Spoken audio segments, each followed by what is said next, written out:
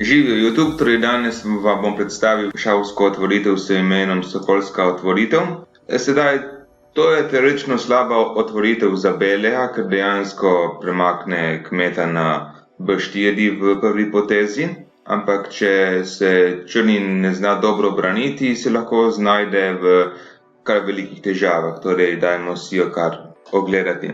Torej, kot sem že prej omenil, beli začne s B4 in potem lahko igra, recimo, je tukaj najboljša poteza, potem D5 je druga najboljša poteza in črni lahko tudi igra C6 in C5. C5 je pač gambit, ki je tudi teoretično slab, ampak spet, če se beli ne zna dobro braniti, lahko zaide v težave. In tudi E6 je teoretično v redu poteza. Torej, sprva si bomo ogledali C6. C6 je spet ena čudna poteza, ampak se je izkazala kot dobra v teoriji. In tukaj normalno ima beli igra lovec B2 in potem normalno ima črni igra D5 in tukaj ima črni manjšo prednost. Potem namesto te poteze lahko tudi črni odigra dama B6 in to je spet ena čudna poteza, v kateri normalno ima beli igra A3, potem črni igra A5 in tukaj normalno ima beli žrtvuje tega kmeta, ker če bi ga poskusil zabraniti s C3, bi dejansko bil v slabšem položaju, ker ne bi upal premakniti teh dveh figur in sedaj normalno ima črni igra E5 in ima kar lepo prednost. In kot sem že prej omenil, se lahko namesto tiste variante igra D5 in ima črni prav v redu pozicijo. Dobro, torej naslednja varianta, ki si jo bomo gledali, je varianta s C5. To je gambit, ki je teoretično slab za črnega, ampak če se beli ne zna dobro braniti, spet lahko zaide v težave. Torej, tukaj dejansko beli poje in črni odigra E5 in napada tega kmeta. Če ga bi poskusil beli zabraniti, ga dejansko ne bi upal braniti, ker bi lahko črni pojedel, potem bi beli pojedel in bi črni dal šah in dvakrat napadel tega kmeta in ga bi v naslednji potezi dejansko vzel in imel v redu pozicijo. Sicer beli ima tudi v redu pozicijo tukaj, ampak bi lahko bilo bolje. Torej, zato normalno ima beli igra E3 in potem črni poje. Tukaj ima beli več možnih potez, kot naprimer lovec B2 je tukaj ena od dobrih, tudi D4 je dobra poteza in potem kaj še skakač F3 je tudi v redu poteza tukaj. In ima beli manjšo prednost, ki ni še zmagovalna. Naslednja varianta, ki si jo bomo ogledali, je varianta s E6. Ta varianta sploh nima teorijo, tukaj naprej normalno ima tukaj beli odigra A3, enostavno zabrani tega kmeta. Ali pa porine tega kmeta naprej in vzame še več prostora in to je dejansko vsa teorija v tej varianti. Druge ni. Dobro, naslednja varianta, ki si jo bomo gledali, je varianta s D5. Sedaj ta varianta je druga najbolj popularna varianta za črnega in je tudi druga najbolj učinkovita varianta. In po potezi D5 ima beli samo dve smiselni potezi in to sti skakač F3 in lovec B2. Ampak ne glede na katero potezo odigraš, je rezultat dejansko en in isti. Po potezi lovec B2 ali skakač F3 bo črni odigral dama D6. In bistvo te poteze dame D6 je, da bo črni vzpostavil ta močen center. In ga tudi bo, ker dejansko črni hkrati napada tega kmeta.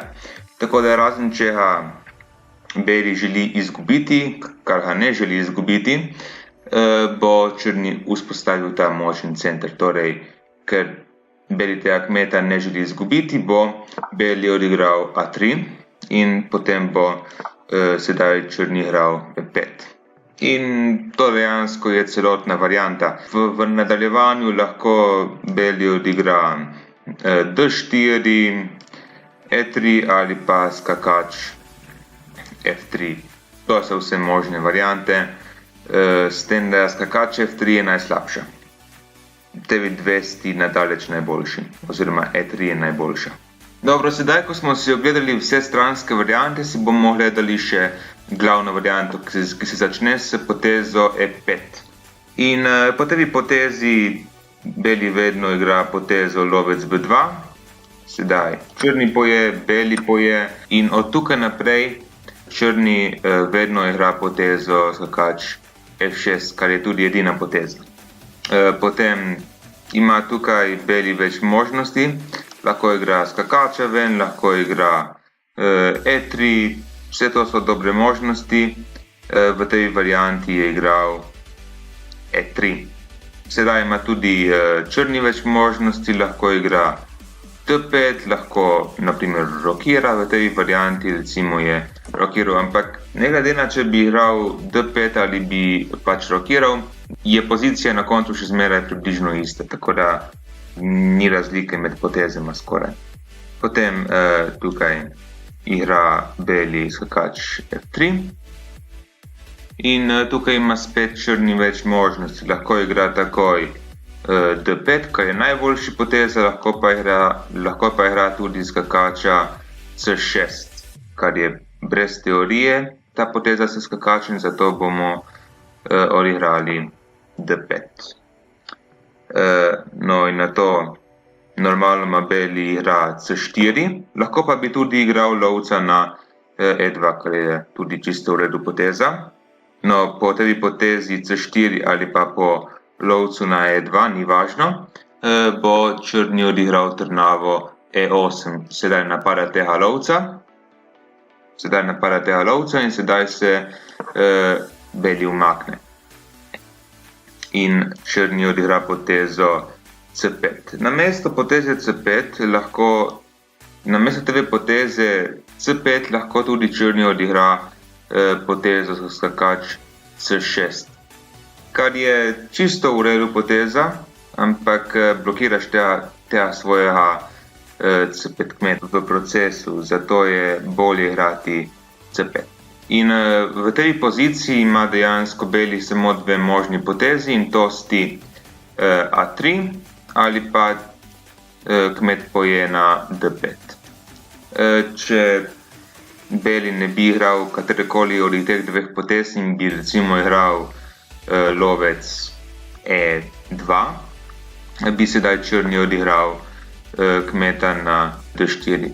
In sedaj je dejansko najboljši poteza, da beli poje, in sicer bo beli dobil kmeta, ampak bo imel črni tako zelo močen napad, da bo beli na koncu še zmeraj izgubil. Tako da, ja, ni možno to. Zato se normalno igra ali A3 ali pa Uno. In normalno se igra sprva A3, potem se črni umakne in beli poje. In to je bila dejansko celotna otvoritev. Dobro, to je vse za danes, upam, da ste se kaj naučili iz tega. In če vas zanima, zakaj sem si prav to otvoritev izbral za svojo prvo otvoritev, ki sem jo predstavil, no to je zato, ker je ta otvoritev prva v ekoklasifikaciji. In če ne veste, kaj je ekoklasifikacija, no pogooglajte, jaz sedaj nimam več časa, da vam bi to vse razložil, tako da adijo in se vidimo naslednjič.